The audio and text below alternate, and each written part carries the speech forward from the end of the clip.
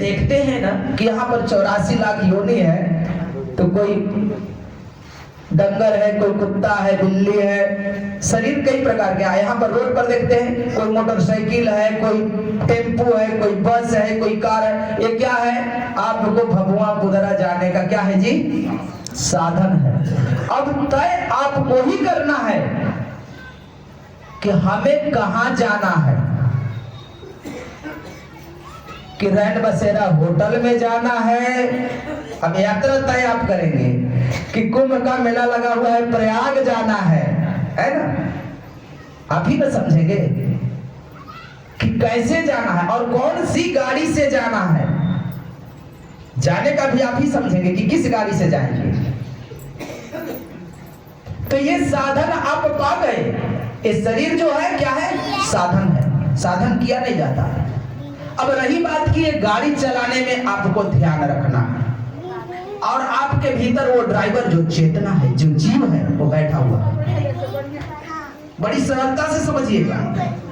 और आपके भीतर जितनी वासना है, ये आपके खट्टे हैं, स्पीड ब्रेकर हैं, और संसार में जो आपको कोई क्रोध दिलाता है, कोई सुंदर रूप दिखाता है, जो कोई धन दिखाता है, वो आपके उधर से गाड़ियां आ रही टकराने के लिए।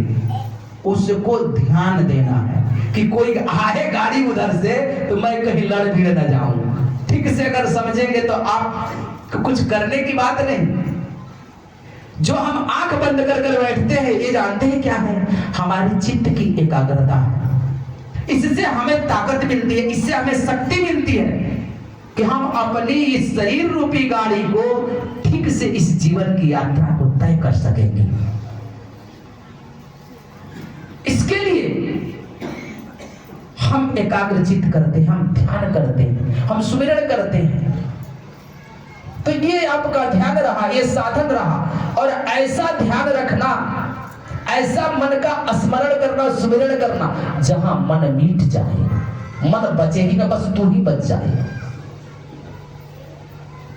इसलिए हमें संत और गुरुओं ने ब्रह्म मुहूर्त में कहा कि अपने चित्त को एकाग्र करना, निर्मल बनाना।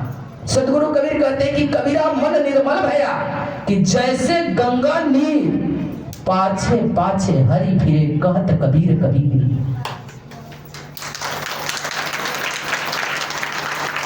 हमें भी अपने जीवन में एकाग्र, अपने चित्त को एकाग्र करना चाहिए, अपनी होश को, दिए को जलाना चाहिए। जब हम अपने चित्त को एकाग्र करने के लिए गुरु से जो कुछ भी मिल जाता है, नाम, गुरु क्या देता है? नाम ही देता है। कहते कि नाम मिलावत रूप को, तो जो जन खोजी हो, जब वह रूप हृदय बसे, तो सुधार रहे न को। तो गुरु नाम दिया।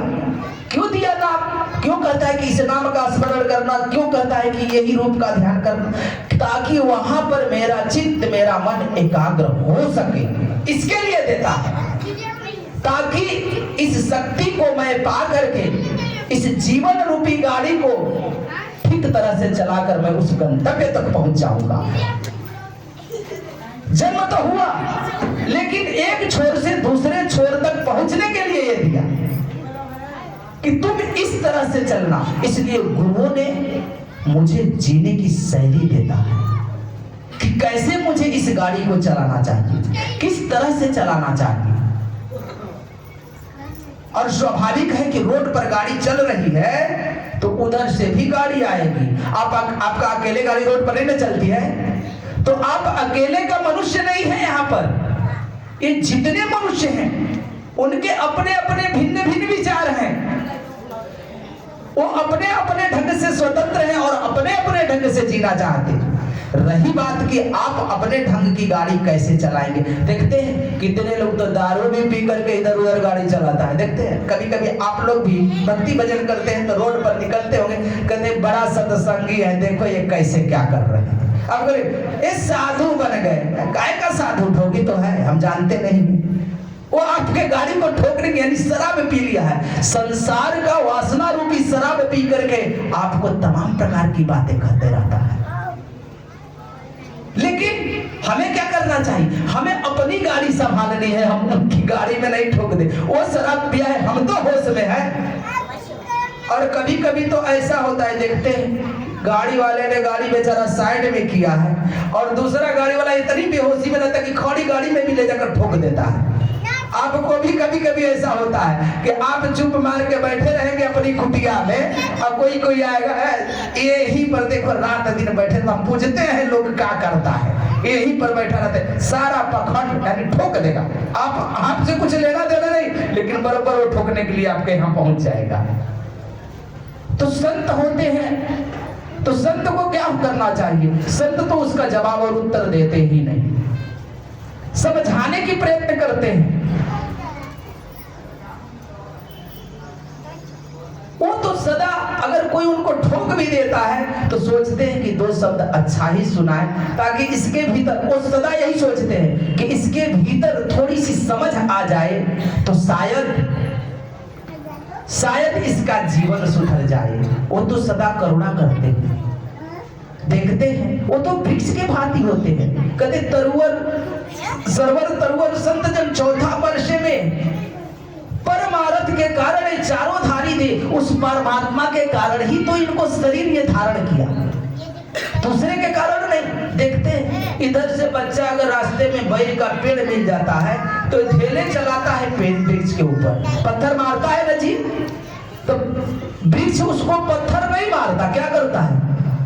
ऊपर से फल देता है, वो पत्थर नहीं मारता।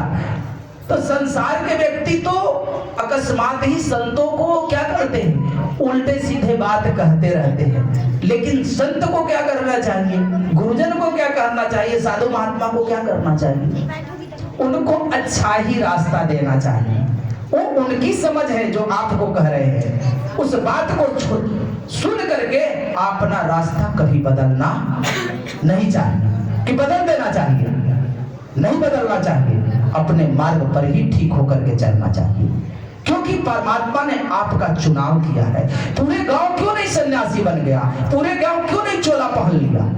इस सरल सहज नहीं, अंत में भी अगर मिल गया आपको तो बहुत कुछ मिल गया आपको। ये आसान बात नहीं है। मैंने पहले बताया कि ये भेष पकड़ लेना इतना सरल न समझे कि मैंने भेष पकड़ लिया। भेष की बड़ी कीमत है।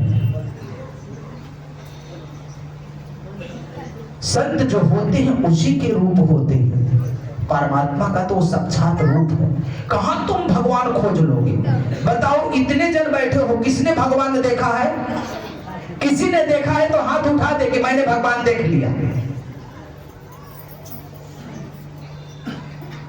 किसी ने नहीं उठाया।